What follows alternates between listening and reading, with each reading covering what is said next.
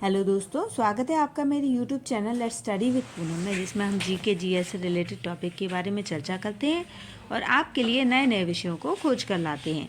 तो आज हम बात करने वाले हैं इकोसिस्टम यानी पारिस्थितिकी तंत्र के बारे में। तो इकोसिस्टम किसी खास क्षेत्र में रहने वाले जीवों और उनके भौतिक पर्यावरण का समुदाय होता है। इकोसिस्टम में जीवित और निर्जीव दोनों तरह के घटक होते हैं। इन घटकों के बीच जटिल संबंध होता है और वे एक दूसरे पर निर्भर करते हैं। इकोसिस्टम पारिस्थितिकी के हिस्सा बनते हैं। इकोसिस्टम शब्द का इस्तेमाल सबसे पहले J.P. टेंसले ने साल 1935 में किया था। पृथ्वी पर कई तरह के इकोसिस्टम होते हैं। महासागर पारिस्थितिकी तंत्र पृथ्वी का सबसे बड़ा पारिस्थितिकी तंत्र यानी इकोसिस्टम है।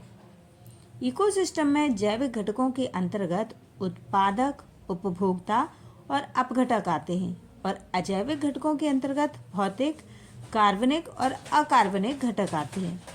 पारिस्थितिकी तंत्र का स्वास्थ्य जैव विविधता के लिए बहुत अहम होता है।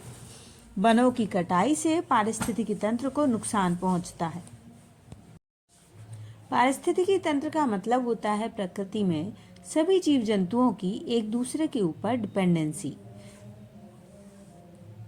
बच्चों को चित्र के माध्यम से समझाया जा सकता है कि छोटे कीड़े मकोड़े पेड़ पौधों को खाते हैं, चिड़िया छोटे कीड़े मकोड़ों को खाती है और कुछ शिकारी पक्षी या जानवर चिड़ियों को भी खाते हैं। शेर उन जानवरों को खा लेते हैं। इस प्रकार सभी एक दूसरे के ऊपर डिपेंड रहते हैं। यदि इसमें से कोई एक खत्म हो जाएगा तो दूसरा भूख से ही मर जाएगा। इस प्रकार सभी जीव जंतु खत्म हो जाएंगे। जैसा कि हम समझ चुके हैं कि चिड़िया छोटे कीड़े मकोड़ों को खाती है और कीड़े मकोड़े छोटे पौधों और फसलों को खाते हैं, यानी चिड़िया कीड़ों मकोड़ों को खाकर फसलों की रक्षा करती है। सन 1958 में चीन की सरकार को किसी सनकी वैज्ञानिक ने बताया कि गौरैया चिड़िया फसलों को खाती है, इसलिए उत्पादन कम हो रहा है। सरकार ने फैसला लिया कि गौरैया चिड़िया को खत्म कर दिया जाए।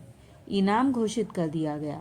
सरकारी पुलिस और पब्लिक ने इनाम की लालच में ढूंढ कर चिड़िया गौरैया को मार डाला। इसके बाद फसलों के उत्पादन में वृद्धि होने की बजाय ऐतिहासिक कमी हो गई। लगातार 2 साल तक चीन में अकाल पड़ा। अनाज की कमी के कारण 2.5 करोड़ लोगों की मृत्यु हो गई। इसे कहते हैं इकोसिस्टम को डिस्टर्ब करना। और इकोसिस्टम से छेड़छाड़ करने का क्या नतीजा है? दुनिया में इससे बढ़िया उदाहरण कोई नहीं है। सरल शब्दों में समझना तो केवल इतना पर्याप्त होगा कि इकोसिस्टम को डिस्टर्ब करने का मतलब है पृथ्वी से मनुष्य की प्रजाति को खत्म करना। वैज्ञानिक बहुत कुछ कर सकते हैं, लेकिन आज भी सब कुछ नहीं कर सकते। यूजीन प्लीजेंट्स ऑडम को पारिस्थितिकी का जनक कहा जाता है।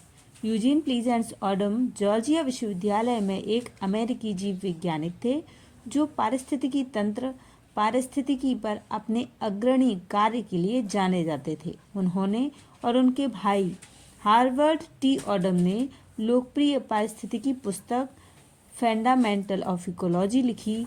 उनके सम्मान में ऑडम स्कूल ऑफ इकोलॉजी का नाम रखा गया।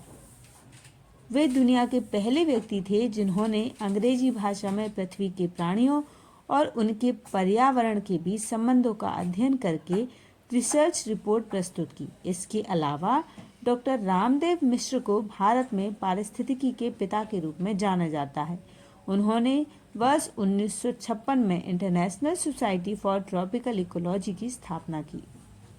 वैसे संस्कृत सहित अन्य कई भाषाओं में कई वैज्ञानिकों ने वर्षों पहले इसके बारे में विस्तार से वर्णन प्रस्तुत किया है, परंतु उन सभी को वैज्ञानिक की मान्यता नहीं दी गई है, इसलिए उनके अध्ययन को रिकॉर्ड नहीं किया गया।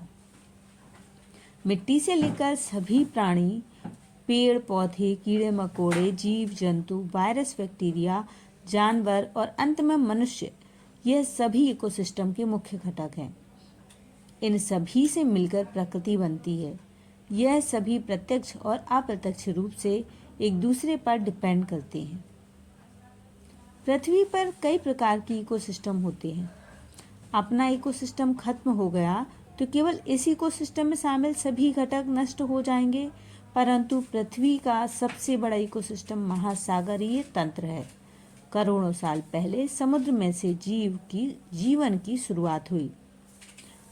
यदि अपना इकोसिस्टम खत्म हो गया तो पृथ्वी भी नष्ट होगी। एक लंबी प्रक्रिया के बाद महासागर पारिस्थितिकी तंत्र फिर से कोई लाइफ क्रिएट कर देगा।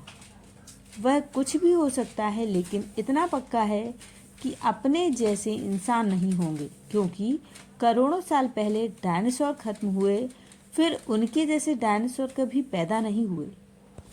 अब जानते हैं इंसान इकोसिस्टम को किस तरह से डिस्टर्ब करता है। हमारे मोबाइल फ़ोन की तरंगों से चिड़ियाँ मर जाती हैं। चिड़ियों के मर जाने से कीड़े मकोड़ों की संख्या बढ़ जाती है। कीड़े मकोड़े पेड़ पौधों और फसलों को नष्ट कर देते हैं। फसलों को उनसे बचाने के लिए केमिकल्स का उपयोग करना पड़ता है। यह केमिकल्स मिट्टी से होता हुआ जमीन के नीचे पानी में मिल जाता है। इसके कारण पानी नुकसानदायक होता जा रहा है। हम और आप तो आरओ प्यूरिफायर लगाकर पानी को कम नुकसानदायक बना लेते हैं, परंतु गाय भैंसें वही पानी पीती हैं, जिसके कारण उनका दूध नुकसानदायक होता जा रहा है। पारिस्थितिकी तंत्र के दो प्रमुख घटक हैं जो एक दूसरे के साथ निरंतर संचार में रहते हैं, पौधे और जानवर। दो प्रकार के घटक हैं, जैविक घटक और अजैविक घटक। किसी पारिस्थितिकी तंत्र में जैविक घटक वे होते हैं जो जीवित जीवों से बने होते हैं, जैसे पौधे, जानवर, कवक, बैक्टीरिया जलवायु परिवर्तन में योगदान देने वाले मुख्य घटक हैं। जैविक घटकों के इस समूह को उनके लिए आवश्यक ऊर्जा के स्रोत के अनुसार आगे विभाजित किया जा सकता है। उत्पादक, उपभोक्ता, अपघटक तीन बुनियादी प्रकार के जैविक घटक हैं जो ग्रह पर पाए जाते हैं। पारिस्थितिकी तंत्र में उत्पादक पौधे की तस्वीर। उत्पादक पौधे वे होते हैं जो धूप और क्लोरोफिल के संपर्क में आने पर प्रकाश संश्लेषण के माध्यम से अपनी ऊर्जा आवश्यकताओं को स्वयं बना सकते हैं। अन्य जीवित जीव भोजन के लिए साथ साथ ऑक्सीजन के उत्पादन के लिए अपनी ऊर्जा की आवश्यकता को पूरा करने के लिए पौधों पर निर्भर होते हैं। शाकाहारी, मांसाहारी, सर्वाहारी सभी उपभोक्ताओं के उदाहरण हैं। शाकाहारी वे जीव हैं जो पोषण के स्रोत के रूप में पौधों का उपभोग करते हैं।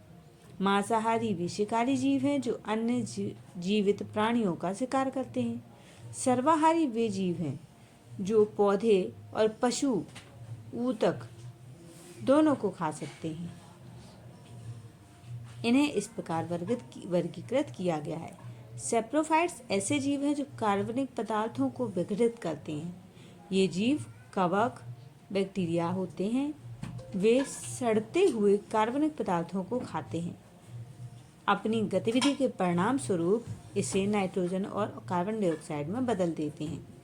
सेप्रोफाइट्स पोषक तत्वों के पुनर्चक्रण में एक महत्वपूर्ण भूमिका निभाते हैं, जिसमें उत्पादकों यानी पौधों को एक बार फिर उनका उपयोग करने की अनुमति मिलती है। अब जानते हैं अजैविक घटक के बारे में।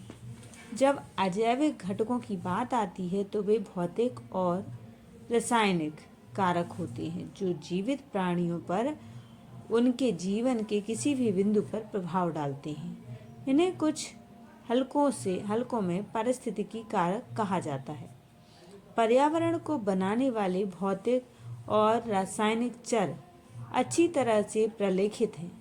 पारिस्थितिकी तंत्र के अजैविक घटकों में प्रकाश, हवा और पोषक तत्व जैसी चीजें शामिल हैं। अजैविक तत्व एक पारिस्थितिकी तंत्र से दूसरे पारिस्थितिकी तंत्र में महत्व के मामले में भिन्न होते हैं। जलीय वातावरण में पानी का पीएच, धूप, मैलापन, पानी की गहराई, लवणता, उपलब्ध पोषक तत्व और घुली हुई ऑक्सीजन जैसे अजैविक तत्व पारिस्थितिकी तंत्र के समग्र स्वास्थ्य को प्रभावित कर सकते हैं। इसके अतिरिक्त स्थलीय पारिस्थितिकी तंत्र के अजैविक घटकों में मिट्टी के प्रकार और परिस्थितियां, वर्षा और ऊंचाई जैसी मौसम की स्थितियां शामिल हो सकती हैं। अन्य प्रभाव में पोषक तत्व, धूप और सौर तीव्रता शामिल हो सकते हैं। पारिस्थितिकी तंत्र जैविक और अजैविक घटकों के बीच होने वाली अंतःक्रियाओं का एक जटिल नेटवर्क है। एक पारिस्थितिकी तंत्र के घटक ऊर्जा के आदान प्रदान और पोषण तत्वों के चक्रण के माध्यम से एक दूसरे से जुड़े होते हैं। भले ही पारिस्थितिकी तंत्र की सीमाएं स्पष्ट रूप से परिभाषित न हो, लेकिन एक वस्तु के बदलने या हटाए जाने के परिणाम स्वरूप होने वाली अंतःक्रियाएं दूसरों पर प्रभाव डालती हैं। अंततः इसका पूरे पारिस्थितिकी तंत्र पर प्रभाव पड़ना संभव है। तो इस तरह से हमने इस वीडियो में पारिस्थितिकी के बारे में जानने का प्रयास किया है। यदि हमारा वीडियो आपको पसंद आए तो चैनल को लाइक, शेयर और सब्सक्राइब जरूर करें। धन्यवाद दोस्तों।